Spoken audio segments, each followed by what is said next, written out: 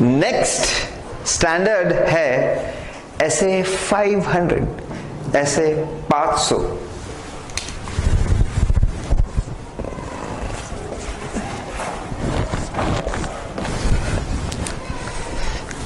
जैसे 500 की नोट का बहुत ज्यादा इंपॉर्टेंस होता है, वैसे स्टैंडर्ड का भी बहुत ज्यादा इंपॉर्टेंस है।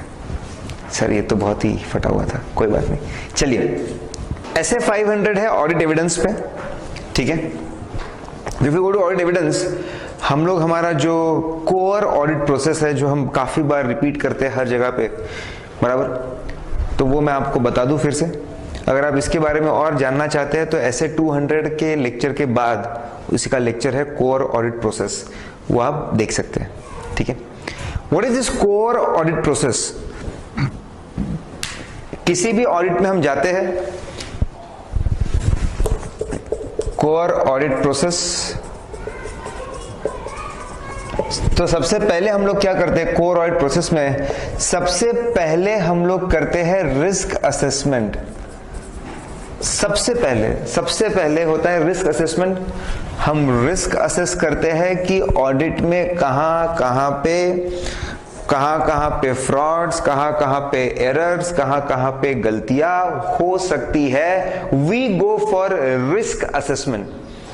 कहां पे फ्रॉड हो सकते हैं, कहां पे एरर्स हो सकती है, कहां पे गलतियां हो सकती है, वो हम लोग असेस करते हैं। रिस्क असेसमेंट के बाद हम लोग जिस तरह की रिस्क है उस रिस्क को कवर करने के लिए, चेक करने के लिए हम लोग परफॉर्म करते हैं ऑडिट प्रोसीजर्स।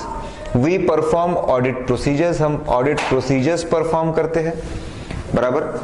और फिर ऑडिट प्रोसीजर परफॉर्म करके हम बहुत सारा ऑडिट एविडेंस इकट्ठा करते हैं।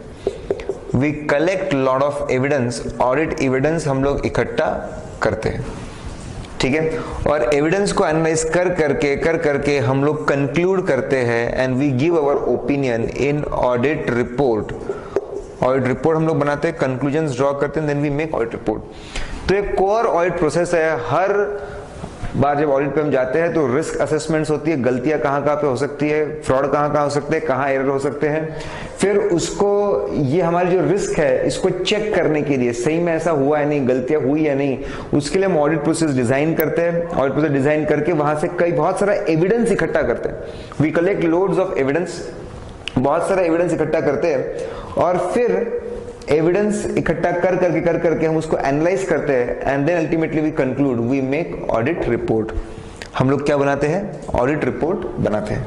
तो ये कोर ऑडिट प्रोसेस है और इसमें बहुत ज्यादा इंपॉर्टेंस है, कोर ऑडिट प्रोसेस है और इसमें बहुत ज्यादा इंपॉर्टेंस है when we talk about audit evidence. और ये ऑडिट एविडेंस पे पूरा आधारित है ये ऐसे 500, ठीक है। चलिए, तो what do you mean by audit evidence? Audit evidence मतलब होता क्या है? कोई भी ऐसी चीज, एनीथिंग, कोई भी ऐसी चीज जो आपकी मदद करे to draw opinion, to make conclusions बनाने में, ओपिनियन बनाने में आपकी मदद करे रिगार्डिंग फाइनेंशियल स्टेटमेंट्स, उसको हम लोग बोलते हैं ऑडिट एविडेंस। एग्जाम्पल, कई सारे एग्जाम्पल्स हैं, ठीक है। हम लोग रेंट अग्रीमेंट है हमारे पास, रेंट अग्रीमेंट देखकर हम लोग बोलते हैं कि रेंट बराबर है कि नहीं, ठीक है। सेल्स का वाउचर देख के बोलते हैं कि सेल्स बराबर है कि नहीं, ठीक है। स्टॉक रजिस्टर देख के ऐसा बोलते हैं कि स्टॉक बराबर है कि नहीं, ठीक है। चौकीदार से हम लोग पूछताछ करते, उससे समझ में आता कि जो हमारे गोडाउन है उसको लॉक बराबर किया जाता है कि नहीं, उसको क्या हम लॉक बराबर करते हैं, उसको अनलॉक कौन करता है, लॉक कौन करता है, वो पूछताछ करके हमको समझ में आता है कि हमारे एसेट सेफ एंड सिक्योर है कि नहीं। एनीथिंग, कोई भी चीज हो सकती है, बराबर। बहुत सारे डॉक्यूमेंट्स हो सकते हैं, एन नंबर ऑफ डॉक्यूमेंट्स, उसको देख के समझ में आता है कि चीजें बराबर है कि नहीं। इंक्वायरी बहुत सारी पूछताछ हो सकती है, लोग की बातें हो सकती है, सुन सुन के हमको समझ में आता है, हमारे पर्सनल ऑब्जर्वेशंस हो सकते हैं, वो देखकर हमको समझ में आता है कि चीजें बराबर है या नहीं है। ठीक है, तो कोई भी ऐसी चीज जो हमको मदद करे कंक्लूजन ड्रॉ करने में, ओपिनियन बनाने में, फाइनेंशियल स्टेटमेंट के अलग अलग चीजों को लेकर, तो उसको हम लोग बोलते हैं ऑडिट एविडेंस। ठीक है, क्विकली, फिक्स एसेट का बिल देख के समझ में आता है फिक्स एसेट का कॉस्ट बराबर है कि नहीं। शेयर सर्टिफिकेट देख के समझ में आता है कि हमारे नाम पे है कि नहीं इन्वेस्टमेंट्स, बराबर। डेटर से हम पूछताछ करते हैं, बराबर। उससे हम बोलते हैं कि डेटर से हम बात करते हैं कि सही में इतना बैलेंस है कि नहीं, वो पूछताछ है, उससे हमको एविडेंस मिलता है कि डेटर्स बराबर है कि नहीं। स्टॉक को पर्सनली जाके देखते हैं, उससे समझ में आता है कि स्टॉक बराबर है कि नहीं। हम लोग एओए एमओए देखते हैं, उससे मतलब शेयर कैपिटल बराबर है कि नहीं, बराबर। हम लोग पिछले साल के रिजर्व्स देखते हो, समझ में आता है रिजर्व्स बराबर है कि नहीं। हम लोग लोन के अग्रीमेंट देखते हैं, उससे समझ में आता है लोन बराबर है कि नहीं। तो एनीथिंग, कई सारे डॉक्यूमेंट्स, सभी चीजें, सब कुछ बराबर, जिसको देख के ऐसा लगे हम लोग की चीजें बराबर है कि नहीं, समझ में आए, उसको हम बोलते हैं ऑडिट एविडेंस। ठीक है, अब ऑडिट एविडेंस मतलब क्या, हमने वो समझ लिया। ऑडिट एविडेंस मतलब क्या वो समझा, उसके बहुत सारे एग्जाम्पल्स हमने देखे, we have seen loads and loads of examples. ठीक है, यहीं पे हम लोग देखते हैं कि टाइप्स ऑफ ऑडिट एविडेंस, कितने टाइप के ऑडिट एविडेंस होते हैं। ठीक है, तो हमने पहले कोर ऑडिट प्रोसेस समझा, उसमें हमने देखा कि ऑडिट एविडेंस का बहुत ज्यादा इंपॉर्टेंस है और बहुत ज्यादा इंपॉर्टेंट है। हमने ऑडिट एविडेंस के कई सारे एग्जाम्पल देखे, बहुत सारे एग्जाम्पल्स देखे हमने। नेक्स्ट हम लोग देख रहे हैं types of audit evidence. Types of audit evidence. ठीक है, ऑडिट एविडेंस कितने तरह के हो सकते हैं। ठीक है, इसको हम लोग बांट सकते हैं सबसे पहले डिपेंडिंग ऑन नेचर, बराबर। जो हमारा एविडेंस है, जो हमारा सबूत है, एक बात बता दूं मैं आपको, ये जो एविडेंस सबूत की बात सिर्फ ऑडिटर्स करते हैं ऐसा नहीं है, पुलिस वाले भी करते हैं एविडेंस सबूत, लॉयर्स भी करते हैं, कोर्ट भी करता है। सच क्या है, झूठ क्या है, सही क्या है, गलत क्या है, ये सब कुछ तो हमको एविडेंस देखकर, सिर्फ सबूत देखकर ही समझ में आएगा, बराबर। वैसे फाइनेंशियल स्टेटमेंट अच्छा है कि नहीं, ये भी हमको समझ में आना है एविडेंस देखकर ही, करेक्ट। तो नेचर के हिसाब से हम उसको बांट सकते हैं 3 हिस्सों में। It can be visual evidence हो सकता है, हम जब जाकर चीजों को देखते हैं तो उसको बोलते हैं विजुअल एविडेंस। फैक्ट्री गए, फैक्ट्री देखा, हाँ फैक्ट्री सही में है, मशीन सही में है, एम्प्लॉय सही में है, बराबर, प्रोडक्शन सही में चल रहा है, हाँ देखा सेल्स है, हाँ सही में कस्टमर्स है। जब हम जाके चीजों को ऑब्जर्व करते हैं, जब चीजों को जाकर देखते हैं, उसको बोलते हैं विजुअल एविडेंस, बराबर। तो बहुत सारा विजुअल एविडेंस हो सकता है। फिर जब जाके हम लोग वहां पे बातचीत करते हैं, लोगों से पूछताछ करते हैं, that is called oral evidence. Inquiry करते हैं तो उसको हम ओरल एविडेंस बोलते हैं। फिर ऑडिट में हम लोग कई सारे डॉक्यूमेंट्स देखते हैं तो उसको डॉक्यूमेंट्री एविडेंस बोलते हैं। डॉक्यूमेंट्री एविडेंस, बराबर, जाके सेल्स बिल देखना, परचेज बिल देखना, बराबर, जाकर सैलरी स्लिप देखना, ये सब डॉक्यूमेंट्री, बैंक स्टेटमेंट देखना सबसे इंपॉर्टेंट, तो ये सब डॉक्यूमेंट्री एविडेंस आएंगे। तो जाके देखा चीजों को, विजुअल एविडेंस, वहां पे बातचीत की तो ओरल एविडेंस, वहां पे जाके हम लोगों ने डॉक्यूमेंट्स देखे तो डॉक्यूमेंट्री एविडेंस। ऐसे अलग अलग तरह के एविडेंसेस हो सकते हैं, देयर कैन बी डिफरेंट, ऐसे अलग अलग तरह के एविडेंसेस हो सकते हैं। ठीक है, तो नेचर के हिसाब से हमने चीजों को बांटा। फिर हम उसको इम्पैक्ट के हिसाब से बांट सकते हैं। सर ये इम्पैक्ट क्या होता है? बहुत ही सिंपल सी बात है, सिंपल है, बहुत ही स्ट्रेट फॉरवर्ड बात है। इम्पैक्ट क्या होता है? ठीक है, इम्पैक्ट में हम चीजों को बांट सकते हैं 2 तरीके से। एक होता है कॉन्क्लूसिव और एक होता है इनकॉन्क्लूसिव या फिर सजेस्टिव या फिर परसुएसिव, एक ही है सब उसका मतलब। कंक्लूसिव मतलब होता है पक्का, पक्का कंफर्म, पक्का एविडेंस। इनकॉन्क्लूसिव, सजेस्टिव, जो हमको परसुएट कर रहा है, हमको कन्विंस करने की कोशिश कर रहा है, कच्चा पक्का एविडेंस। जैसे मैं आपको बताता हूं, आप सेल्स देखकर बोलते हैं, सेल्स इनवॉइस देखकर आप बोलते हैं कि भाई सेल हुआ होगा। सेल्स इनवॉइस देखकर हम लोग बोलते हैं कि सेल्स हुआ होगा, सेल्स वुड हैव हैपेंड। लेकिन आपने कस्टमर को आते हुए देखा, प्रोडक्ट को ले जाते हुए देखा, पैसे देते हुए देखा नहीं ना। हो सकता है ये सेल्स इनवॉइस गलत हो। ओके, तो सेल्स इनवॉइस सिर्फ कौन सा एविडेंस है? इनकॉन्क्लूसिव, सजेस्टिव या परसुएसिव। परचेस इनवॉइस देखा, गुड्स को आते हुए देखा क्या आपने? आपके स्टोर में आते हुए क्या? नहीं, परचेस इनवॉइस है इनकॉन्क्लूसिव एविडेंस। अब क्या हम लोग कैमरा लेके बैठ थोड़ी जाएंगे, एक एक सेल्स का कैमरे में देखेंगे रिकॉर्ड, परचेस देखेंगे कैमरा में कि सब कुछ आ रहा कि नहीं आ रहा? ऐसा तो कर नहीं सकते ना। तो ऐसे एविडेंसेस पे भरोसा करना पड़ता है भाई। ऐसे एविडेंस इनकॉन्क्लूसिव, सजेस्टिव, जो कच्चा पक्का एविडेंस है, उस पे आपको भरोसा करना पड़ेगा। आपके पास ऑप्शन नहीं, will have to believe on this कच्चा पक्का एविडेंसेस। ठीक है, जैसे मैं आपको और एग्जांपल देता हूं, I will give you more example. ठीक है,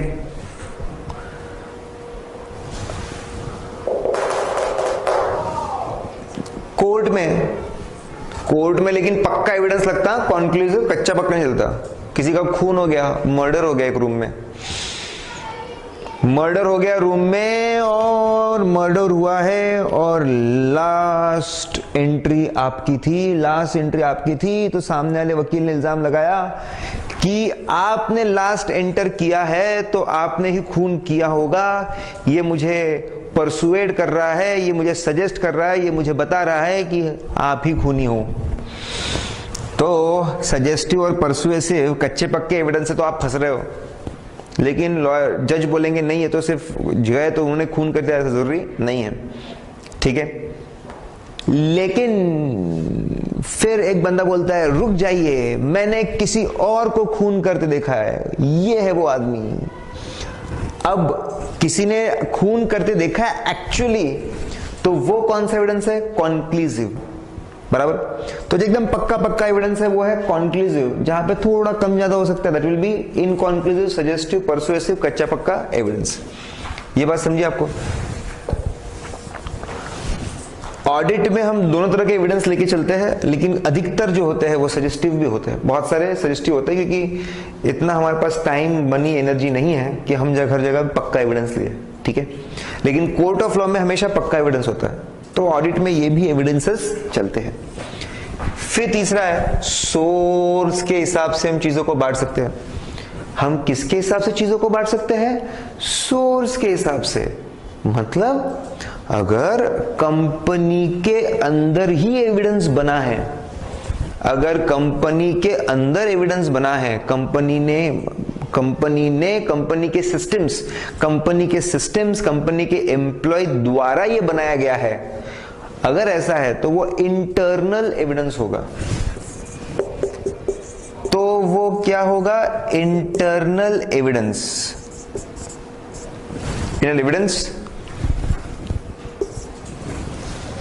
ठीक है,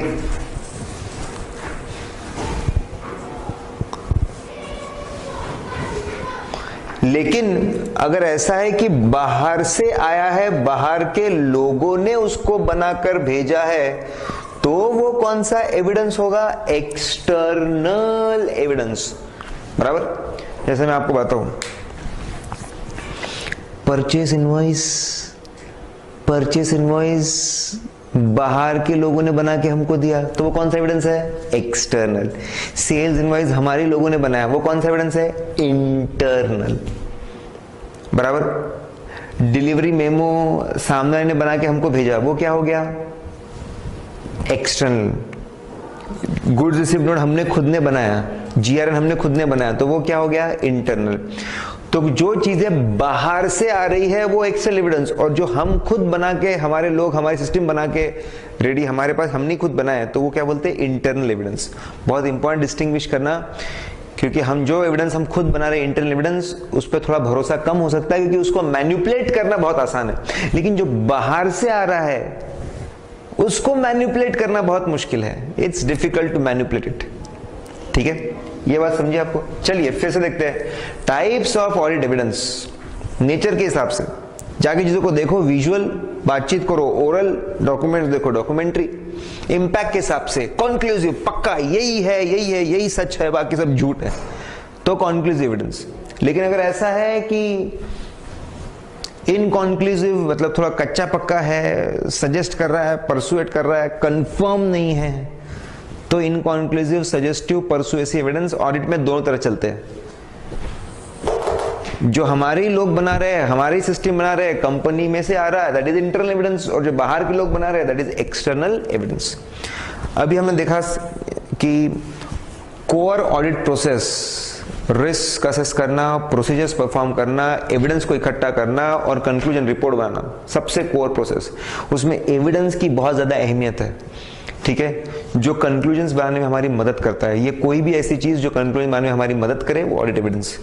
इसके अलग अलग प्रकार हो सकते हैं, अलग अलग टाइप हो सकते हैं। जाके देखो चीजें तो विजुअल हो गया, बातचीत करो तो ओरल हो गया, डॉक्यूमेंट तो डॉक्यूमेंट्री हो गया, बराबर। इंपैक्ट के हिसाब से या तो कंफर्म पक्का कॉन्क्लूसिव एविडेंस है, इनकॉन्क्लूसिव एविडेंस हो सकता है। मैं अगर सोर्स की बात करता हूं, if I talk about source, हमारे सिस्टम से बना इंटरनल एविडेंस, बाहर से आया तो एक्सटर्नल एविडेंस। ठीक है, now we know audit evidence क्या है, उसके एग्जांपल्स क्या है, टाइप्स क्या है,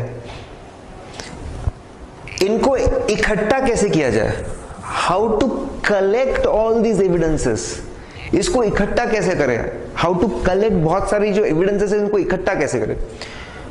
एक बहुत ही कमाल की स्टोरी है, बहुत बढ़िया, बराबर। जितने भी है तरीके आप बस पलक झपकते से आपके दिमाग में फिट हो जाएगी। ठीक है, चलिए देखते हैं। ड्रॉ भी करूंगा मैं आपके लिए, तो बस आप उसको देख लीजिए, तो आपके दिमाग में वो सारी चीजें फिट बैठ जाएगी।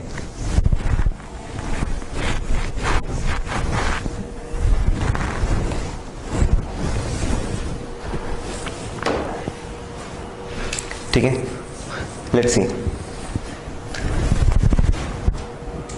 आप इसको मेथड्स या टेक्निक्स, ठीक है, ऑफ कलेक्टिंग ऑडिट एविडेंस, ऐसा आप बोल सकते हैं। Methods, techniques of collecting audit evidence. क्या है ये methods, techniques of collecting audit evidence? ठीक है, देखिए बहुत ही सिंपल सी ये टेक्निक है, मेथड है फॉर कलेक्टिंग ऑडिट एविडेंस।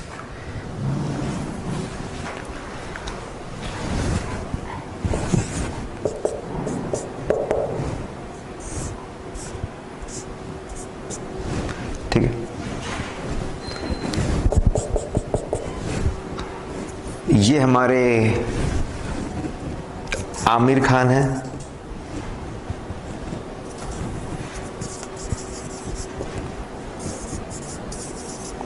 ठीक है। आमिर खान हमारे ऑडिटर है, ये हमारे ऑडिटर,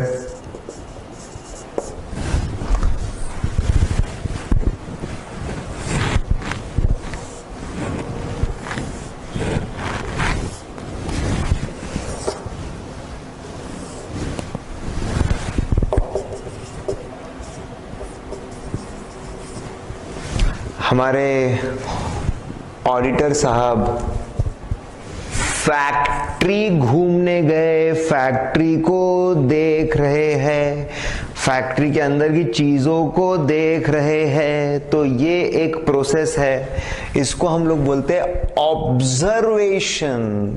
ये एक तरीका है एविडेंस को इकट्ठा करने का, उसको हम लोग बोलते हैं ऑब्जर्वेशन। ऑब्जर्व करो चीजों को, दिस इज वन वे। ये एक तरीका हुआ बराबर आपका एविडेंस इकट्ठा करने का। ठीक है, ये बात समझे आपको। फिर आगे बढ़ते हैं। फिर यहां पे कई सारी फाइल्स रखी हुई थी। ठीक है, सेल्स की बहुत सारी फाइल्स रखी हुई थी। उन्होंने ये सेल्स फाइल्स को देखना शुरू किया, गए जाकर डॉक्यूमेंट देखना शुरू किया, डॉक्यूमेंट्स को देखना। इसको हम लोग बोलते हैं इंस्पेक्शन। इज ऑब्जर्वेशन और देखना शुरू किया, that will B inspection. Inspection, ठीक है। फिर वो जब हम लोग सेल्स की बहुत सारी फाइल्स थे, सेल्स के वाउचर्स देख रहे थे, तो उसमें डिस्काउंट दिया हुआ था, तो वो डिस्काउंट कैलकुलेट करके खुद कैलकुलेट करने लगे। इसको हम लोग बोलते हैं रिकैलकुलेशंस बराबर। यहां पे डिस्काउंट के बारे में लिखा हुआ था, डिस्काउंट के बारे में था, तो डिस्काउंट हम लोग रिकैलकुलेट करने लगे, रिकंप्यूट करने लगे। रिकंप्यूटेशन या रिकैलकुलेशन इसको हम लोग बोल सकते हैं। ठीक है, सेल्स की फाइल्स को देखा तो इंस्पेक्शन हो गया। फिर जाके हमने उसके अंदर के डिस्काउंट्स को देखा, डिस्काउंट को कैलकुलेट करके देखा, रिकंप्यूटेशन रिकैलकुलेशन हो गया। फिर हम लोग थोड़ा आगे गए तो वहां पे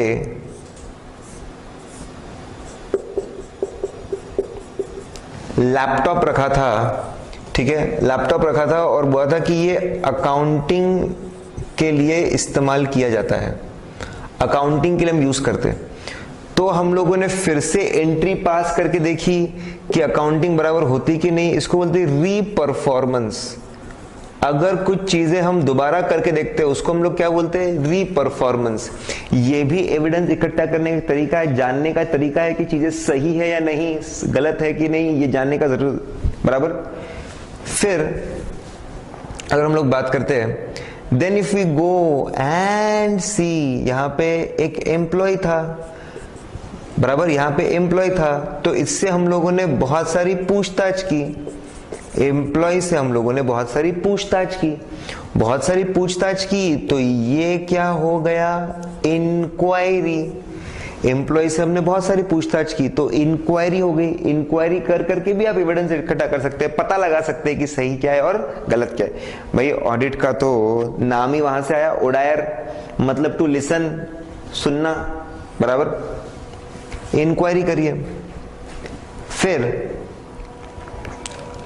यहां पे अब सिस्टम था ही हमारे पास, इंक्वायरी की, हम लोगों ने सिस्टम में ग्राफ्स बनाना शुरू कर दिया कि भाई पिछले साल में हमारे सेल्स कैसे थे, सेल्स का ग्राफ बनाना शुरू कर दिया बराबर।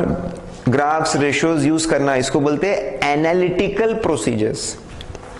इसको हम लोग क्या बोलते हैं, एनालिटिकल। ग्राफ्स, रेशियोज मतलब चीजों को एनालाइज करना, एनालिटिकल।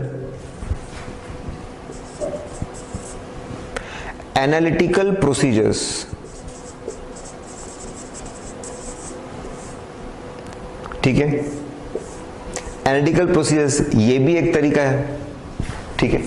फिर हमको पता चला कि एक बहुत बड़ा, यहीं पे सेल्स को लेकर एक बहुत बड़ा टॉप कस्टमर है, हमारे सेठ जी है, टॉप कस्टमर है।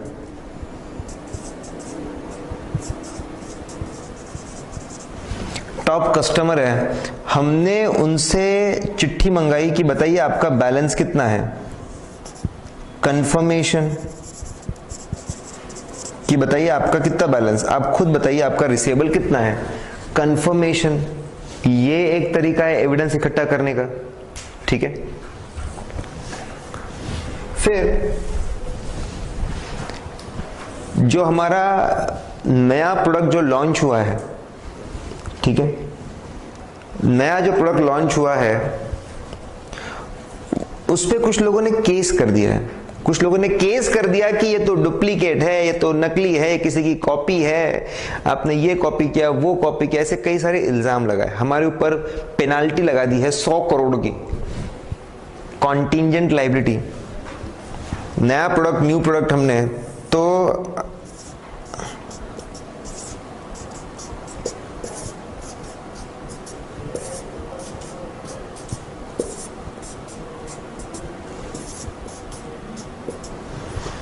बोर्ड ऑफ डायरेक्टर्स से हम लोगों ने एक राइटिंग में लिख कर ले लिया कि बोलो, लिख कर दो, कोई कॉपी नहीं है, कोई हमने कॉपी नहीं किया, कुछ गलत नहीं किया, हम गलत नहीं है, हमें पेनाल्टी नहीं आने वाली, सारी बातें लिख कर दो, क्योंकि पेनाल्टी आने वाली तो बहुत बड़ा लॉस बुक करना पड़ेगा 100 करोड़ का। हमने उनसे रिटर्न रिप्रेजेंटेशन मांगा कि लिख कर दीजिए सारी बातें, तो वो भी एक एविडेंस इकट्ठा करने का जरिया हो गया। दैट्स ऑल्सो वे कि हम लोग एविडेंस इकट्ठा, मतलब उनसे लिख कर दिया उन्होंने, ये बहुत बड़ा सबूत है। देखिए अलग अलग तरीके चीज़ों को, देखिए हमारे आमिर खान साहब गए, ऑब्जर्व किया चीज़ों को, देखा कैसी चल रही है, क्या चीज़ें एग्जिस्ट करती चल रही है, वो ऑब्जर्वेशन हो गया। गए तो वहां पे सेल्स फाइल थे, सेल्स फाइल्स को हम देखने लगे, तो वो क्या हो गया, इंस्पेक्शन, वो इंस्पेक्शन हो गया। फिर वहां पे फाइल से हमको डिस्काउंट मिला तो उसको रिकम्प्यूट करने लगे, वो क्या हो गया, रिकम्प्यूटेशन हो गया। फिर वहां पे अकाउंटिंग सिस्टम था, उसमें अकाउंटिंग हम लोग कर लगे, तो वो क्या हो गया, ये रीपरफॉर्मेंस हो गया, बराबर। फिर हमने बहुत सारी पूछताछ की, वहां पे बंदा खड़ा, वहां पे पूछताछ की हम, तो क्या हो गया, ये इंक्वायरी, ये भी एविडेंस इकट्ठा करने का जरिया हो गया। फिर सेल्स का ग्राफ देखा हम लोगों ने, तो ये भी क्या हो गया, एनालिटिकल ग्राफ, रेशियोज बनाना, ग्राफ बनाना, एनालिटिकल प्रोसीजर्स, बराबर। फिर हमको पता चला कि बहुत बड़ा कस्टमर है सेल्स का, उससे हमने जानकारी ली, तो ये क्या हो गया, हमारा कंफर्मेशन लेना। फिर एक नया प्रोडक्ट था, न्यू प्रोडक्ट था, न्यू प्रोडक्ट के बारे में अब लोग सवाल कर रहे हैं, तो फिर हम लोगों ने मैनेजमेंट से लिख के मांगा कि बोलो कि सब सही है, कुछ गलत नहीं है, लिख कर दो हमको ये सारी बातें, बराबर। ये बात समझिए आपको। अभी इन सब अलग अलग मेथड्स के लिए कुछ कुछ एसेस भी है, ठीक है। जैसे एनालिटिकल प्रोसीजर्स के लिए हमारे पास में है ऐसे 520 है हमारे पास, जो इसके बारे में बोलता है कि कैसे किया जाए। कंफर्मेशन के लिए हमारे पास में ऐसे 505 है। रिटर्न रिप्रेजेंटेशन के लिए हमारे पास ऐसे 580 है, ऐसे 580। तो अलग अलग पहलुओं को और कैसे डेप्थ में इंप्लीमेंट किया जाए और कैसे उसको अप्लाई किया जाए, उसकी बारीकियां ये अलग अलग स्टैंडर्ड्स में हमको दी है। So these are the methods, आपको याद होगी पूरी। देखिए आपको सिर्फ डायग्राम इमेजिन करना है। पहले फैक्ट्री देखने गए, क्या हो गया, ऑब्जर्वेशन। फिर वहां पे सेल्स की फाइल थी, उसको देखा, वो क्या हो गया, इंस्पेक्शन। डिस्काउंट मिला, क्या हो गया, रिकम्प्यूटेशन। फिर बाद में सिस्टम था, क्या हो गया, रीपरफॉर्मेंस। सिस्टम में एंट्री पास करके देखिए, बाजू में एक बंदा था, क्या हो गया, इंक्वायरी। फिर ग्राफ बना, क्या हो गया, एनालिटिकल प्रोसीजर। फिर कंफर्मेशन लिया, क्या हो गया। फिर हम लोगों ने सामने वाले से सभी बातें पूछ के लिए, वो क्या हो गया, कंफर्मेशन। फिर रिप्रेजेंट। ये बात समझिए आपको। So these are how we can collect audit evidence, ठीक है। फिर आगे है कि ऑडिट एविडेंस हो तो कैसा हो, एविडेंस हो तो कैसा हो, ऑडिट एविडेंस कैसा होना चाहिए, how it should B. Audit evidence कैसा होना चाहिए।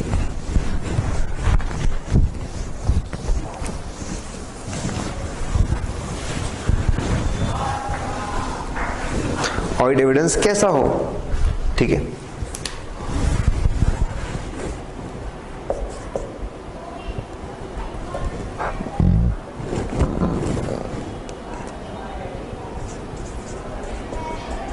ऑडिट एविडेंस हो तो कैसा हो, it should be sufficient and appropriate.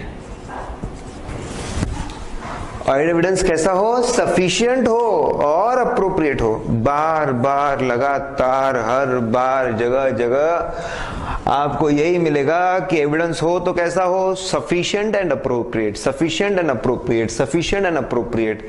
बार आपको मिलेगा कि कैसा हो, सफिशिएंट होना चाहिए और अप्रोप्रिएट होना चाहिए, सफिशिएंट होना चाहिए और अप्रोप्रिएट होना चाहिए। अब इसका मतलब क्या होता है सफिशिएंट मतलब? सफिशिएंट मतलब होता है क्वांटिटी। एविडेंस की क्वांटिटी कैसे होनी चाहिए, सफिशिएंट, मतलब इट शुड बी। अब इसका मैं आपको समझाता हूं। इट डिपेंड्स ऑन रिस्क, और ये क्वांटिटी किस पे डिपेंड करती है?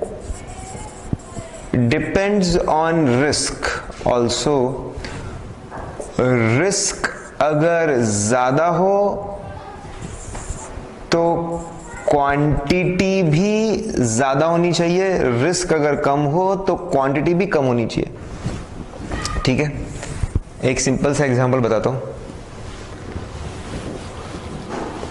हम कंपनी की मेन बिल्डिंग है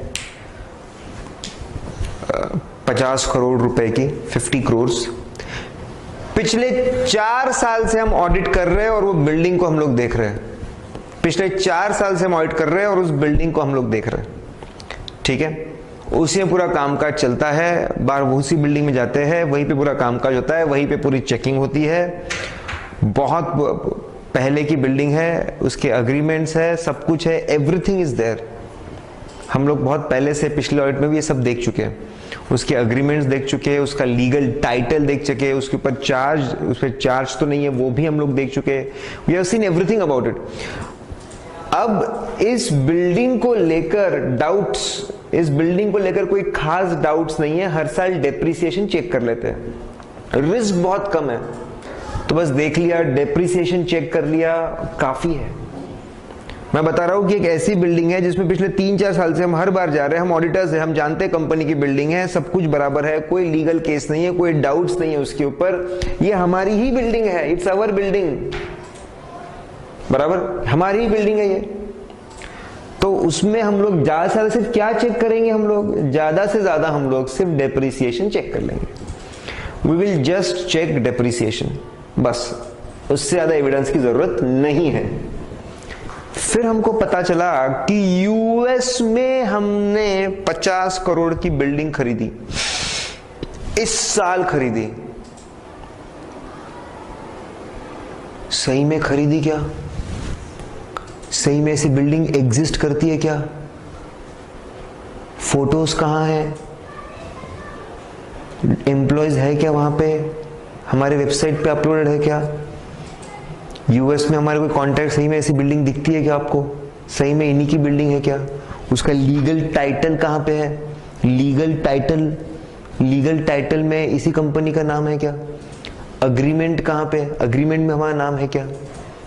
कितना पोर्शन यूज करते, किस पर्पस के लिए यूज करते, डॉलर में पेमेंट है, AS11 लगाया क्या, फॉरेन करेंसी कन्वर्जन, डेप्रिसिएशन बराबर लगाया क्या? कई सारे सवाल उठेंगे। क्योंकि वहां पे रिस्क ज्यादा थी, इसलिए वहां पे क्वांटिटी भी बहुत ज्यादा होगी। क्योंकि रिस्क ज्यादा है तो क्वांटिटी भी बहुत ज्यादा हो गई। ठीक है, तो मैंने आपको existing building in India where auditor goes daily and a new building in US, बराबर, जहां पे हम नहीं गए अभी तक, तो देखो एविडेंस की क्वांटिटी बदल जाएगी। बिल्डिंग है 50 करोड़ की, लेकिन एविडेंस एक तरफ ज्यादा है, एक तरफ कम है। इंडिया की बिल्डिंग है बहुत भरोसेमंद, एविडेंस कम है। नई बिल्डिंग है बहुत ज्यादा, तो एविडेंस बहुत ज्यादा है। ठीक है, नाउ और एक एग्जांपल, 50 ब्रांचेस है, उसमें से हमने सिर्फ 5 चेक की, सिर्फ 5 चेक की, चलेगा? नहीं चलेगा, इट इज इनएडिक्वेट, क्वांटिटी बहुत ही इनसफिशिएंट है। How can just take 5 and talk about 50? सब ब्रांचेस अलग अलग एरियाज में, अलग अलग लोकेशन से, अलग अलग लोग हैं, अलग अलग सिस्टम्स है, हम ऐसे हम नहीं कर पाएंगे। That will B इनएडिक्वेट evidence. मैंने आपको 2 एग्जांपल दिए, एग्जिस्टिंग बिल्डिंग और न्यू बिल्डिंग का एग्जांपल दिया मैंने आपको, बराबर, एग्जिस्टिंग एंड न्यू, और फिर मैंने आपको एग्जांपल दिया, ठीक है, एंड देन उसके बाद में हमने एग्जांपल लिया ब्रांचेस का। ठीक है, ओके। नाउ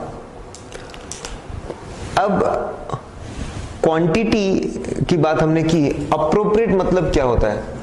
अप्रोप्रिएट मतलब होता है क्वालिटी, अप्रोप्रिएट मतलब क्वालिटी, और क्वालिटी में सबसे ज्यादा क्या आता है as per SA 500? Reliability, reliability and relevance. Is it reliable and is it relevant? क्या रिलायबल है और क्या रेलेवेंट है चीजें, ठीक है। अब रिलायबिलिटी, भरोसेमंद, एविडेंस भरोसेमंद होना बहुत बहुत जरूरी है। तो बहुत सिंपल से फंडे हैं, जैसे मैं आपको बताऊं, more reliable versus less reliable.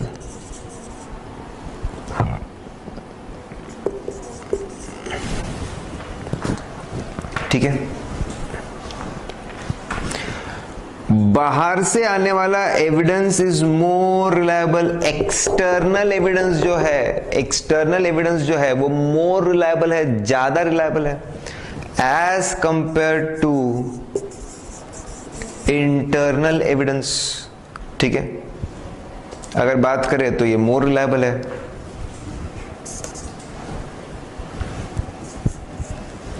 फिर बाहर से जो एविडेंस आता है, लोग हमारे बाहर से जो लोग बोलते हैं, बराबर वो कंपनी कंट्रोल में नहीं है, वो सच बोल रहे होंगे, सही बोल रहे होंगे, वो ज्यादा भरोसेमंद है एज कंपेयर टू एम्प्लॉइज क्या बोल रहे हैं। इंडिपेंडेंट, एक ऐसा बंदा जिसपे कंपनी का कोई भी बस नहीं चलता, कंपनी के इन्फ्लुएंस में नहीं है, और compare to related party. Director के बेटे से पूछताछ करेंगे आप, रिलेटेड पार्टी है, लेस रिलायबल। लेकिन कोई अनरिलेटेड बंदे से बात करेंगे, इंडिपेंडेंट बंदे से बात करेंगे, that is more reliable. External is more reliable than internal, उसमें भी independent is more reliable than related party.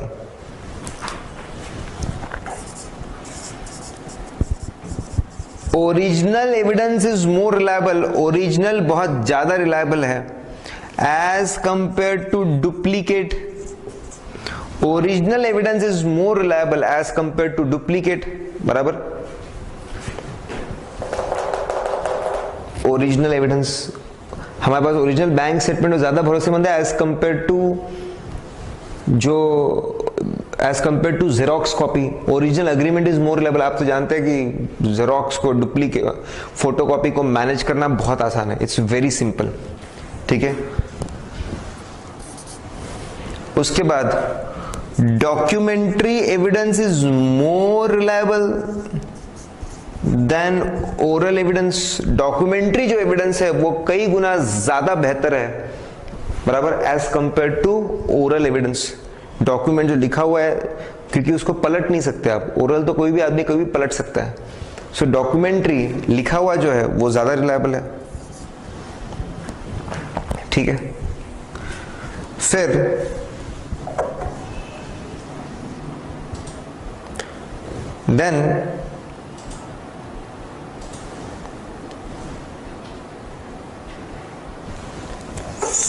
अगर हम लोग बात करते हैं, ठीक है,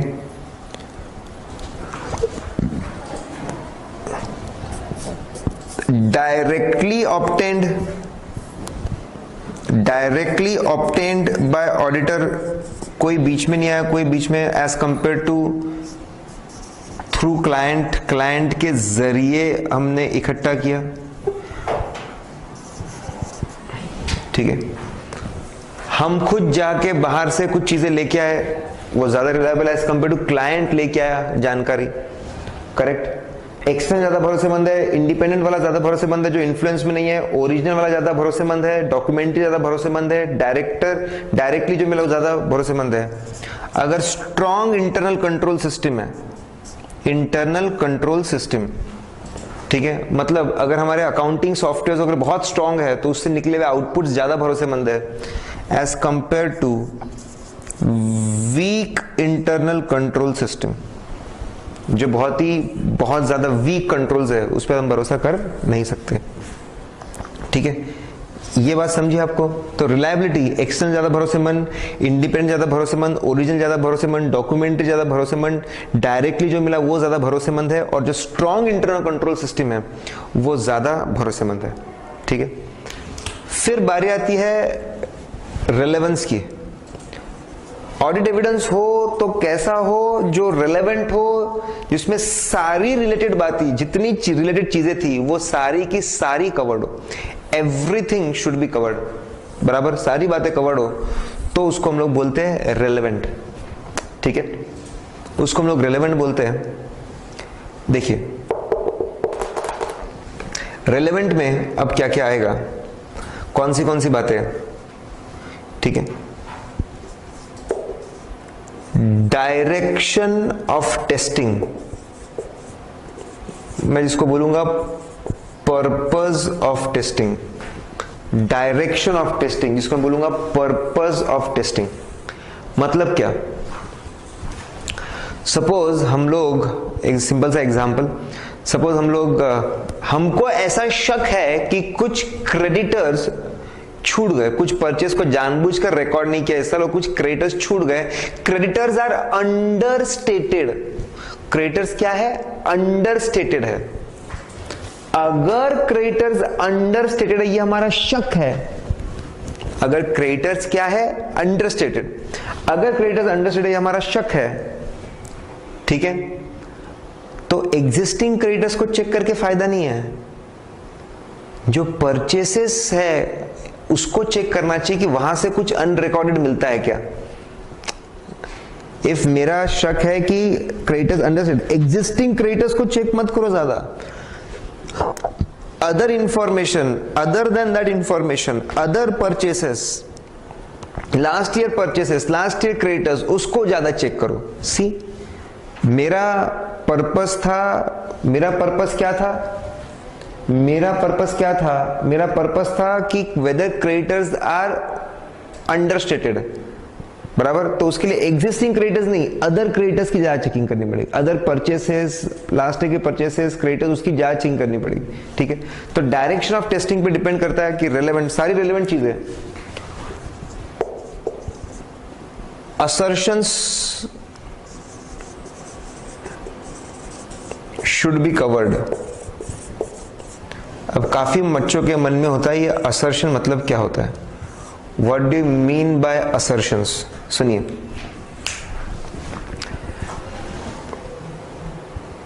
कोई भी फाइनेंशियल आइटम, ठीक है, कोई भी फाइनेंशियल आइटम जो हमको जानकारी देता है, जो हमको इंफॉर्मेशन देता है, जो हमको बेसिक इंफॉर्मेशन देता है, बेसिक जानकारी देता है, उसको हम लोग असर्शन बोलते हैं। फिर से, कोई भी फाइनेंशियल आइटम जो हमको, जो बेसिक जानकारी हमको दे रहा है, बेसिक इंटरप्रिटेशन हमको बता रहा है, उसको बोलते हैं असर्शन। ठीक है, ये हमने एट लेंथ डिस्कस किया है ऐसे 315 में, 315 में हमने डिस्कस किया है। मैं आपको अभी उसका एग्जांपल बताता हूं। Suppose if I say that fixed assets है 500 करोड़ के, अगर मैनेजमेंट ने अपने फाइनेंशियल स्टेटमेंट में ऐसा लिखा है, मतलब मैनेजमेंट असर्ट कर रहा है, बोल रहा है, बता रहा है। ठीक है, बेसिक इंटरप्रिटेशन क्या क्या निकल के आते हैं? 500 करोड़। इससे बेसिक इंटरप्रिटेशन निकल के आते हैं कि सबसे पहले इट एग्जिस्ट्स, कि ऐसे फिक्स्ड एसेट एग्जिस्ट करते हैं, they are the reality, they exist. फिर ये असर्ट कर रहा है ओनरशिप, कि हाँ कंपनी ही उसकी ओनर है और सारे टाइटल्स उनके नाम पर है। फिर ये असर्ट कर रहा है हाँ इसका वैल्यूएशन बिल्कुल सही है, इसमें कोई गड़बड़ी नहीं है, वैल्यूएशन इज प्रॉपर। हाँ ये असर्ट कर रहा है कि ये पूरे कंप्लीटनेस, सारे फिक्स एसेट्स, कंप्लीटनेस, सारी चीजें कवर्ड है, इसमें से कुछ भी छूटा नहीं है। हाँ बता रहा है कि इसका जो प्रेजेंटेशन है, जो आपने लाइन बाय लाइन इसको प्रेजेंट किया होगा, वो प्रेजेंटेशन बिल्कुल सही है। इक्विपमेंट है तो इक्विपमेंट है, ऑफिस है तो ऑफिस की चीजें है, इंटेंजिबल है तो इंटेंजिबल है, और जो डिस्क्लोजर, नोट्स टू अकाउंट्स में जो आपने बातें बोली है वो भी बिल्कुल सही है। ये असर्शंस है। अगर 500 करोड़ लिखा है, इससे ये मतलब, वंस अगेन, असर्शन मतलब, बेसिक मतलब क्या निकल के आते हैं? बेसिक मतलब निकल के आते हैं कि वो एग्जिस्ट करते हैं, कि ओनरशिप बराबर है, वैल्यूएशन बराबर है, कंप्लीटनेस बराबर है, प्रेजेंटेशन बराबर है, डिस्क्लोजर बराबर है। इन सब चीजों को हमने चेक करना चाहिए। इन सब के लिए एविडेंस, एग्जिस्टेंस के लिए जाके देखना चाहिए कि सही में एग्जिस्ट करते क्या। ओनरशिप के लिए डॉक्यूमेंट्स देखने चाहिए, बराबर, डॉक्यूमेंट्स देखने चाहिए हम लोगों ने। वैल्यूएशन के लिए एक्सपर्ट की रिपोर्ट ले सकते हैं। कंप्लीटनेस के लिए फिक्स एसेट रजिस्टर देखना चाहिए। प्रेजेंटेशन के लिए रिवाइज शेड्यूल 6 देखना चाहिए। डिस्क्लोजर के लिए AS 10 देखना चाहिए, AS 26 देखना चाहिए। अगर हम लोग हर फाइनेंशियल डेटा कुछ बेसिक बातें हमको बताता है, बेसिक उससे इंटरप्रिटेशन निकल के आते हैं, उसको बोलते हैं असर्शन। हर फाइनेंशियल डेटा कुछ बेसिक असर्शंस देता है। हर असर्शन के लिए आप एविडेंस इकट्ठा करो, ऑडिट कंप्लीट हो जाता है। हर असर्शन के लिए, भाई हम भी जब ऑडिट करते, मतलब आर्टिकलशिप में थे, आज भी देखते हैं, तो आज भी हम ये देखते हैं कि मैं क्या सारे असर्शंस कवर कर रहा हूं। अगर मैं सारे असर्शंस कवर कर रहा हूं, जो बेसिक मतलब निकल के आ रहे हो, वो सारे अगर कवर कर रहा हूं, तो अपने आप ऑडिट कंप्लीट हो जाएगा। ठीक है, assertions. Now direction of testing, सारे असर्शन करना चाहिए। टेस्ट ऑफ कंट्रोल्स, देखिए ऑडिट प्रोसीजर्स में दो प्रोसीजर्स बहुत ज्यादा फेमस है। कहीं पर भी हम जाते हैं, प्रोसीजर, सबसे पहली प्रोसीजर हम लोग लगाते हैं जब हम लोग चेकिंग करना शुरू करते हैं, टेस्ट ऑफ कंट्रोल्स। सिस्टम्स अच्छे होंगे तो फॉर श्योर अकाउंटिंग अच्छी होगी, तो पहले सिस्टम्स चेक करो, उसको बोलते हैं test of controls. That is called as test of controls. Test of control उसको बोला जाता है। तो क्या आपने हर एरिया के कंट्रोल्स का टेस्टिंग किया, उसका एविडेंस आपने जमा किया, तो आपका एविडेंस रेलेवेंट है। आपने पूरा रेलेवेंट एविडेंस, संबंधित रिलेटेड एविडेंस आपने पूरा जमा कर लिया। तो टेस्ट ऑफ, हर एरिया के टेस्ट ऑफ कंट्रोल्स का एविडेंस होना चाहिए। लेकिन सिर्फ ये एविडेंस जमा करके बात नहीं होगी, इसके बारे में एट लेंथ हमने बात की 330 में, टेस्ट ऑफ कंट्रोल्स में 330, बराबर। सिर्फ कंट्रोल्स देखकर बात नहीं होगी, आपको देखना पड़ेगा क्या इन सब्सटेंस ट्रांजैक्शंस बराबर है कि नहीं। ठीक है, बैंक रिको अच्छे से बनते हैं, सारे एंट्रीज बैंक रिको अच्छे से बन रहे हैं, ओपनिंग क्लोजिंग बैलेंसेस बराबर मैच हो रहा है, बराबर आइटम्स बराबर है, सब कुछ सही है, वो कंट्रोल्स है। लेकिन आपको एक्चुअल बैंक के पेमेंट्स और रिसीट्स तो देखने पड़ेंगे। सच्चाई कैसी है वो तो आपको सिर्फ देखना पड़ेगा, बराबर, वेदर इट्स प्रॉपर और नॉट, बराबर। सच्चाई सही में पेमेंट्स और इनकम और रिसीट्स और पेमेंट्स बराबर है कि नहीं, उसके लिए आपको बैंक स्टेटमेंट देखना पड़ेगा और ट्रांजैक्शन को चेक करना पड़ेगा बाकी एविडेंसेस से।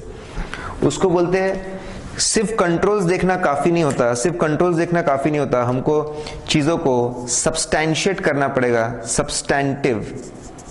सब्सटैंशिएट करना पड़ेगा, इन सब्सटेंस देखना पड़ेगा, सब्सटैंटिव प्रोसीजर्स। इसको हम टेस्ट ऑफ डिटेल्स,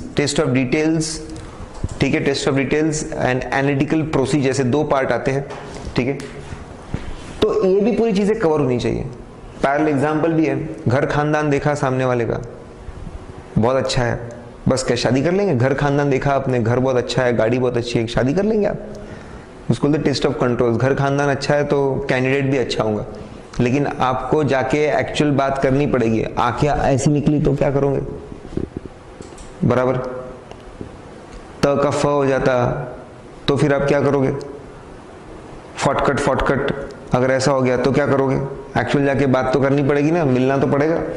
मतलब एक्चुअल जब चीजों को हम लोग देखते हैं, ट्रांजैक्शंस और बैलेंसेस को, उसको सब्सटैंटिव प्रोसीजर्स।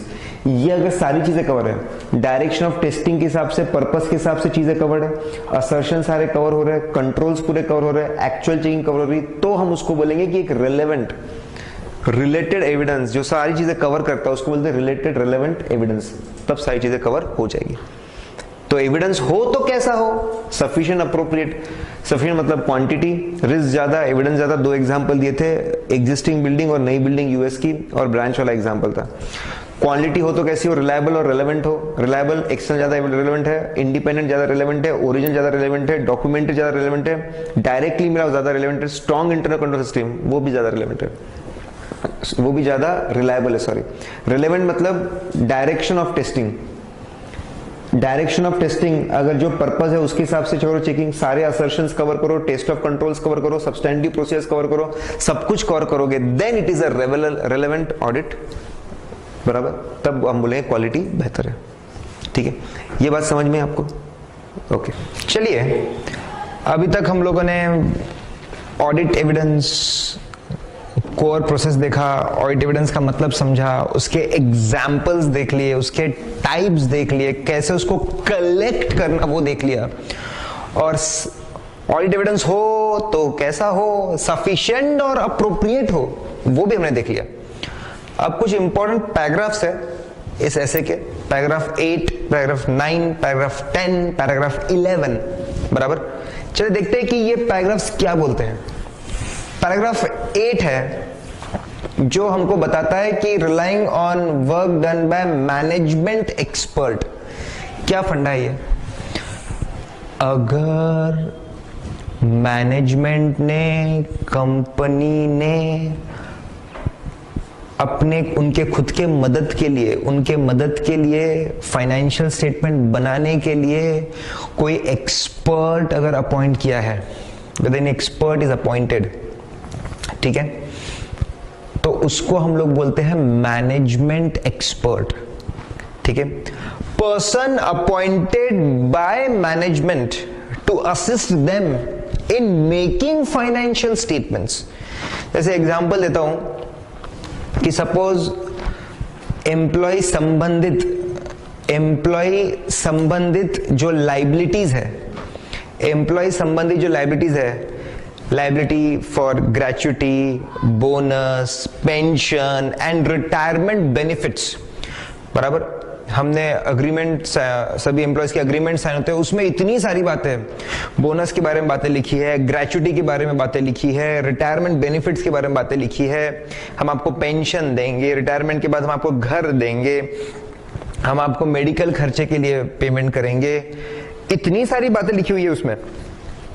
अब ये सब बातों को इंटरप्रेट करना, फ्यूचर प्रेडिक्ट करना, कौन से एम्प्लॉयज रहेंगे, कैसे रहेंगे, उनकी सैलरीज कितनी रहेगी, उनका स्टेटस क्या रहेगा, और कौन से खर्चे हमको पे करने पड़ेंगे, ये बहुत ही कॉम्प्लिकेटेड एक्टिविटी। तो इसके लिए हम लोगों ने मैनेजमेंट ने एक्चुअली की मदद ली है।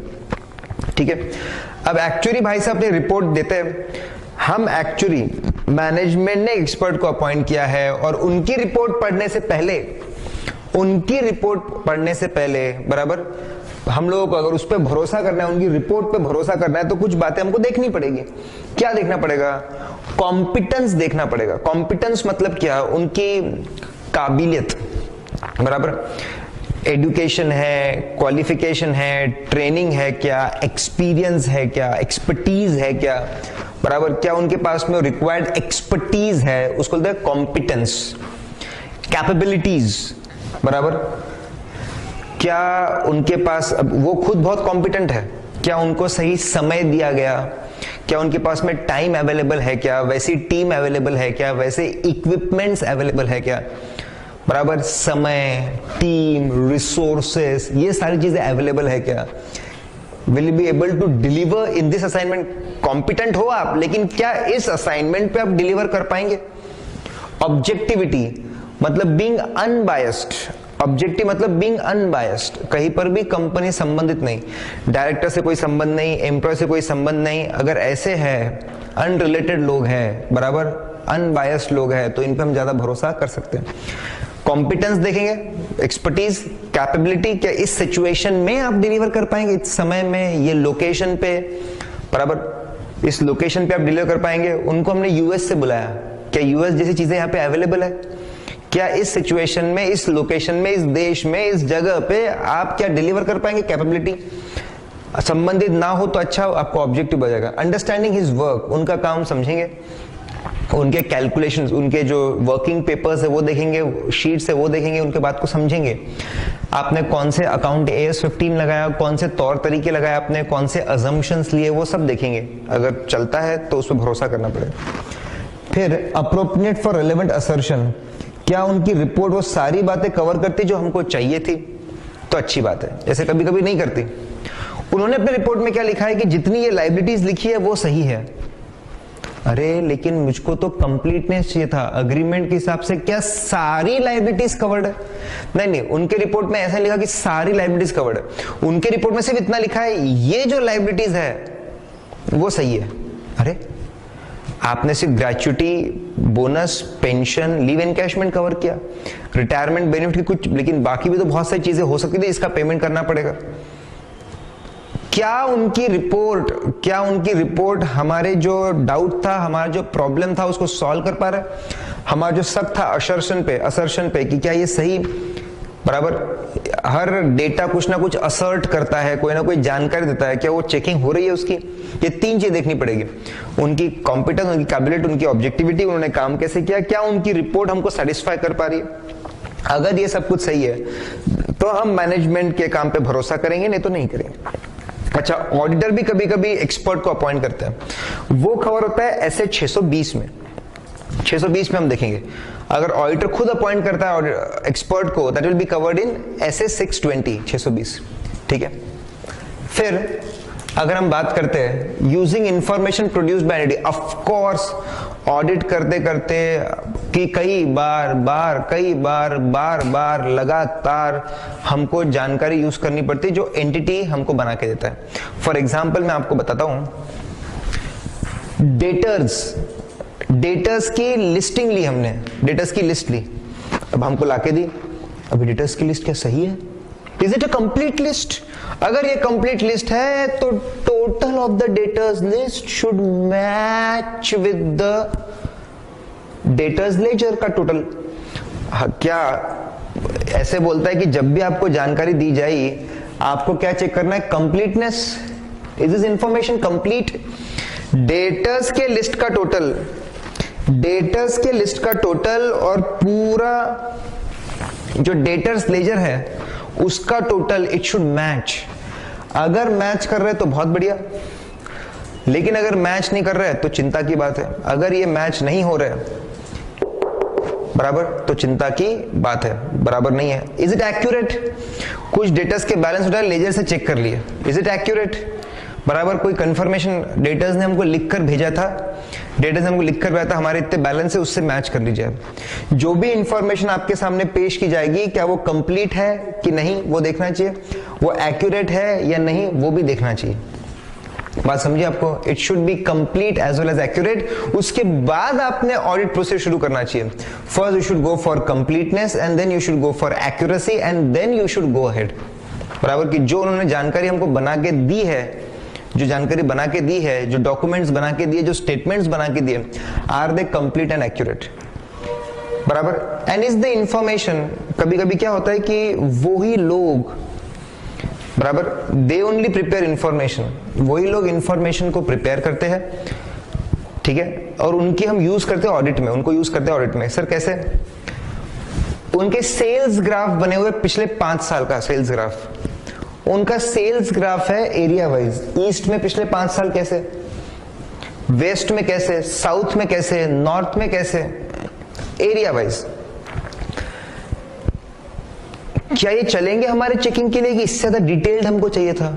उनके तो सब एरिया वाइज बने हैं, लेकिन हमको तो प्रोडक्ट वाइज चाहिए था।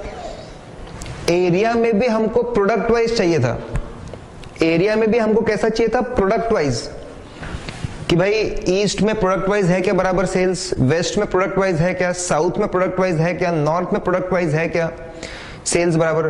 प्रोडक्ट वाइज तो नहीं है। ये ग्राफ्स हमारे ज्यादा काम नहीं आने वाले, because they are not in detailed नहीं है, बराबर। प्रिसाइज मतलब क्या होता है? उन्होंने बोला है कि बैड डेट्स जो हमारे होंगे वो 10 लाख से 50 लाख के बीच होंगे। नहीं, हमको जो प्रोविजन बनाना है 10 लाख से 50 लाख, बहुत बड़ा कॉरिडोर आपने बोल दिया।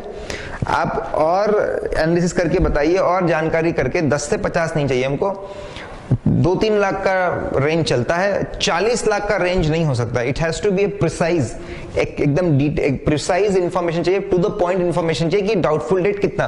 2-3 लाख का वेरिएशन चलता है, 50-40 लाख का वेरिएशन नहीं चलेगा। तो जो इंफॉर्मेशन है कंप्लीटनेस, एक्यूरेसी पे देखना चाहिए, is it precise, range wise नहीं चलेगा, इतना ज्यादा रेंज नहीं चलेगा, थोड़ी और उसमें एग्जैक्टनेस रहना चाहिए और डिटेल। बराबर। जैसे मैंने बोला कि प्रोडक्ट वाइज डिटेल्स हमारे पास है नहीं, जो भी इंफॉर्मेशन मिलेगी पैराग्राफ में बोलता है कंप्लीट है कि एक्यूरेट है कि नहीं, कंप्लीटनेस है कि नहीं, एक्यूरेस है कि नहीं, एक्यूरेसी है कि नहीं, प्रिसाइज टू द पॉइंट, बराबर टू द पॉइंट, जो चीजें चाहिए वो कवर्ड है कि नहीं, और डिटेल्ड, ठीक है। नाउ लिसन, प्रिसाइज मतलब टू द पॉइंट, और ज्यादा रेंज हम नहीं रख सकते, नजदीक होना चाहिए, एग्जैक्टनेस ज्यादा होना चाहिए, डिटेल सारी चीजें कवर होनी चाहिए, ठीक है। तो पैराग्राफ 8 किसके लिए था भाई? एक्सपर्ट, मैनेजमेंट के एक्सपर्ट पे भरोसा करना कि नहीं, मैनेजमेंट। पैराग्राफ 9 किसके लिए था भाई? Information produced by the entity, उस पर अगर भरोसा करेंगे तो पहले कौन सी चीज देखनी चाहिए?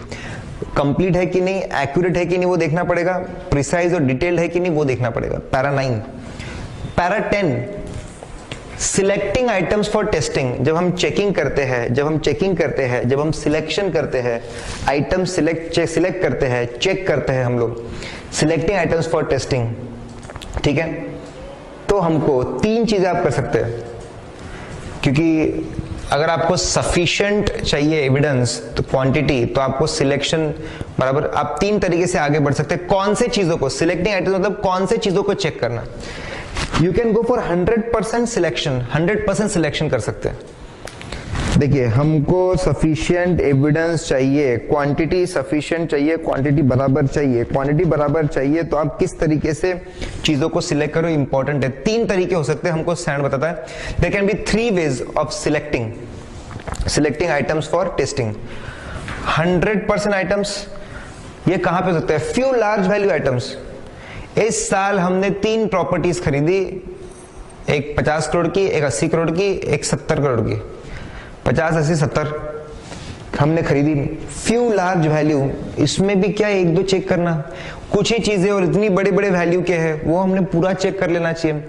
Why to apply, why to check only 1 और 2? सारे के सारे चेक कर लो 100%। सिग्निफिकेंट रिस्क है, 50 बक्से है और बहुत बड़ी रिस्क है कि ये बक्सों में से किसी एक बक्से में ड्रग्स है। सिग्निफिकेंट रिस्क, भयंकर इंप्लीकेशंस है, बहुत ज्यादा खतरनाक इंप्लीकेशंस है, बराबर। इलीगैलिटी को लेकर, फ्रॉड को लेकर, बराबर। अगर ऐसा है, सिग्निफिकेंट रिस्क अगर है, अगर सिग्निफिकेंट रिस्क है बॉस, अगर सिग्निफिकेंट रिस्क होगा तो हमको कोई चांस लेना चाहिए, हमको 100% सारे चीजों को कवर करना चाहिए। 100% चेंज इज कॉस्ट इफेक्टिव। कभी कभी क्या होता है कि इलेक्ट्रॉनिक मशीन्स ऐसी अवेलेबल है, 100% चेक करा लो बेहतर है। क्या हुआ कि हमारे पास स्टॉक है, वी हैव अ स्टॉक अब 1000 यूनिट्स, मशीन शुरू करेंगे, मशीन अपने आप ऑटोमेटिकली पूरे 1000 को वे करेगा, ठीक है, मशीन चला देंगे। तो अब हम पहले जाके एट रैंडमली कुछ चीजों को सिलेक्ट करेंगे, उनको मूव करेंगे, उसको वेट मशीन पे डालेंगे, फिर वेट मेजर करेंगे, फिर लिखेंगे। That is more time consuming and more, ज्यादा खर्चा लगेगा। ऑलरेडी पूरा का पूरा स्टॉक मशीन में रखा हुआ है, मशीन को चलाओ तो मशीन अपने आप वेट बताते जाती है, प्रोसेस ऑलरेडी है, सिर्फ वेट बताते जाएंगे। कभी कभी 100% checking because of machines, because of computers, because of the location they are, it is much more effective than selecting. तो अगर कुछ चीजें large value item, significant risk वाली चीज है, ड्रग्स वाली चीज थी, 100% चेकिंग इज कॉस्ट इफेक्टिव, तो आपको 100% आइटम सिलेक्ट करनी चाहिए। फिर स्पेसिफिक आइटम्स, कभी कभी ये होता है कि हम लोग कुछ हमारे मन में जो रहता है उसके हिसाब से हम सिलेक्शन करते हैं। हाई वैल्यू और की आइटम्स मतलब कैसा?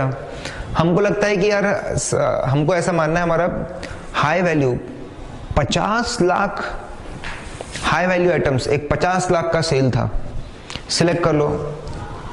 एक 40 लाख का सेल था, सिलेक्ट कर लो। जो कुछ लार्ज वैल्यू आइटम हमको लग रहे हैं वो हमने सिलेक्ट कर लिए, हम लोग सिलेक्ट किए और हमने बोला कि इसको चेक करना है। अनयूजुअल बात सपोज है उसमें, अगर कुछ अनयूजुअल बात है उसके अंदर, जैसे हम अनयूजुअल थिंग्स, यार ये फिनाइल कौन लेगा 1000 लीटर, अजीब लग रहा है, फिनाइल 1000 लीटर जाता नहीं है। अगर अनयूजुअल लग रहा है, सस्पिशन, डाउट आ रहा है, वो जो एम्प्लॉय है ना अपना एक मिस्टर डी, वो मिस्टर डी जो है उन पे सबसे ज्यादा मेरे को फ्रॉड का प्रॉब्लम, मेरे को डाउट है, मेरे को उनके सारे ट्रांजैक्शन चेक करना है। ऐसे जो भी हाई वैल्यू की आइटम्स, अनयूजुअल, सस्पिशन, अजीबोगरीब, उसको अबाउट सर्टेन लिमिट्स कभी कभी हम लिमिट ही सेट करते हैं, 50 लाख के ऊपर सारे 50 लाख और उसके ऊपर के सारे आइटम सिलेक्ट कर लो, चेक कर डालेंगे, ठीक है। 1000 के नीचे जितने भी सेल्स की बिल है वो चेक कर डालेंगे। एक लिमिट के ऊपर है नीचे कुछ है तो हम सिलेक्ट करके चेक कर सकते हैं। फॉर गेटिंग इन्फॉर्मेशन, कभी कभी हम लोग चेक करते हैं जस्ट टू गेट इन्फॉर्मेशन। अरे वो सब्सिडरी के सारे सेल्स चेक करो, सेल्स करो, सब्सिडरी के sales purchase, so that subsidiary कैसे फंक्शन करती है, क्या फंक्शन कर सकती है, हम ज्यादा जानकारी ले सके, बराबर। कभी कभी तो वंस अगेन स्पेसिफिक चीजें, बहुत ही हाई वैल्यू की सस्पिशन वाली चीजें, अजीबोगरीब एबनॉर्मल चीजें सिलेक्ट करो। सडन लिमिट के ऊपर या नीचे तो वो आप सिलेक्ट कर लो। फॉर गेटिंग इन्फॉर्मेशन, इन्फॉर्मेशन लेना है तो सब्सिडरी के सारी चीजें चेक कर लो, एसोसिएट के सारी चीजें चेक कर लो। That will be paragraph number 10। Last paragraph number 11, अगर इनकंसिस्टेंसी है, it is inconsistency of evidence. Management को पूछा तो बैड डेट बोल रहे 10 लाख, टीसीडब्ल्यू को पूछा तो वो बोल रहे 15 लाख, इंटरनल ऑडिटर को पूछा तो वो बोल रहे 20 लाख। सब लोग अलग अलग बातें कर रहे हैं, इनकंसिस्टेंट है। ऐसा हो सकता है इनकंसिस्टेंसी है, या डाउट रिलायबिलिटी पे, नकली चीजें लग रही है, सामने के सामने टोटल्स मैच नहीं कर रही, इनका बैकग्राउंड भी अच्छा नहीं है, पहले चीजें गलत हुई है इनके हाथ से। अगर या तो इनकंसिस्टेंट है या फिर डाउट आ रहा है, हम लोगों ने फिर हमारे प्रोसीजर्स को बदलना चाहिए। Change procedures, change modify procedures, audit procedure को और बदलिए।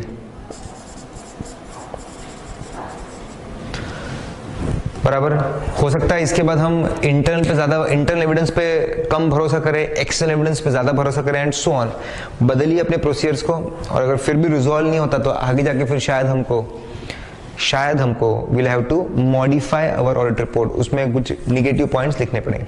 चलिए फटाफट, पैराग्राफ 8, मैनेजमेंट के ऊपर भरोसा करना, रिलाइंग ऑन वर्क, मैनेजमेंट के एक्सपर्ट के ऊपर भरोसा करना है तो उनकी खुद की कॉम्पिटेंस, कैपेबिलिटी, ऑब्जेक्टिव देखनी पड़ेगी, उन्होंने काम कैसे किया और अप्रोप्रिएट जिस चीज के लिए उस रखा है उस चीज वो कवर कर पा रहे क्या, जो अग्रीमेंट के लिए हमने रखा था एक्चुअली वो कवर कर पा रहे क्या, ठीक है।